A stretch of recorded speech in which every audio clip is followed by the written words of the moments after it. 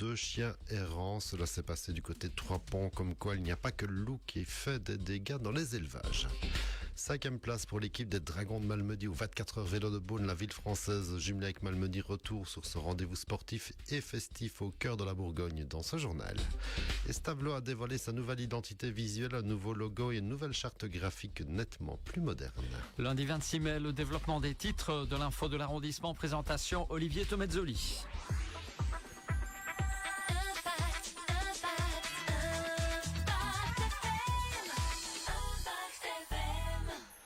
Bonjour à tous, on parle beaucoup des dégâts des loups sur le bétail dans la région avec des attaques recensées officiellement, mais il y a aussi de très nombreuses attaques de chiens errants qui font eux aussi de gros dégâts. Ce fut le cas la semaine passée du côté de Trois-Ponts où 2 chiens à husky bosseron apparemment 100 mètres s'en sont pris un élevage de poules causant une dizaine de victimes en tout. Et sans l'intervention d'une voisine alertée par les bruits de l'attaque, le bilan aurait pu être plus grave encore, comme le relatait la Meuse-Verviers dans ses pages ce week-end. La ville de Stavelot et particulièrement la majorité vient de revoir complètement son identité visuelle. La présentation a été faite lors du dernier conseil communal avec un logo et une identité qui se dévoilent sous les couleurs stavelotaines, le jaune, le bleu et le blanc et sous différentes formes avec les points de force de ces identités qui sont les symboles forts de Stavelot comme la place Saint-Romac, le Caux, les Blancs-Moussis, le circuit, l'abbaye ou encore le loup. De quoi moderniser sérieusement l'image de Stavelot, même si quelques critiques ont déjà été émises alors que l'opposition s'est abstenue lors du conseil communal regrettant de ne pas avoir été associé à cette transformation graphique et visuelle. Et direction Beaune à présent, en Côte d'Or, au cœur de la Bourgogne, ville française jumelée avec Malmedy. Ce dernier week-end, c'était surtout la 37e édition des 24 heures vélo de Beaune. Et comme depuis quelques années maintenant, une équipe de Malmedy a fait le déplacement pour y faire bonne figure d'ailleurs, même si le vélo prêté par la ville de Beaune était loin cette année d'être performant, sachant qu'il s'agit d'un tricycle en tandem. Mais l'équipe malmédienne, Ronnie, Greg, Germain, Olivier, Jérôme, Maxime, Tanguy et le capitaine Manu Servet a fait honneur au blason. L'année passée, on termine les 24 heures, centre de 15. L'année passée, on fait un podium. Cette année, 5e place. Le niveau était bien plus élevé cette année, donc on est vraiment content.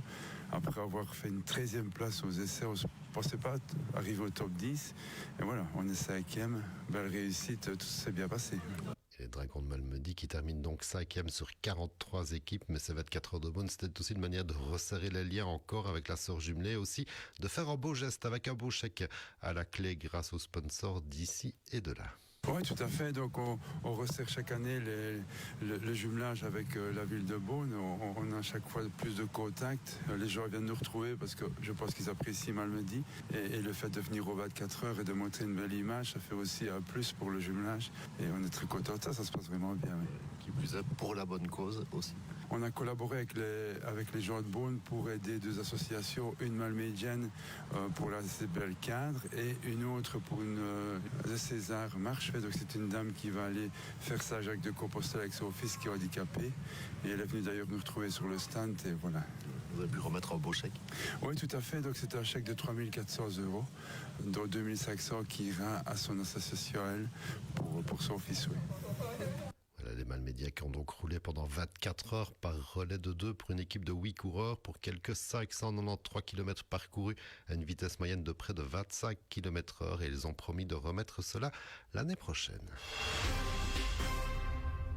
Et on termine avec un coup de chapeau à l'adresse du Malmédien Jean Fémonville qui s'est apposé ce dimanche sur le Chaux-Fontrel, à 31 km au départ de Chaux-Fontaine. Victoire en 2h26 pour un dénivelé de 1100 mètres quand même.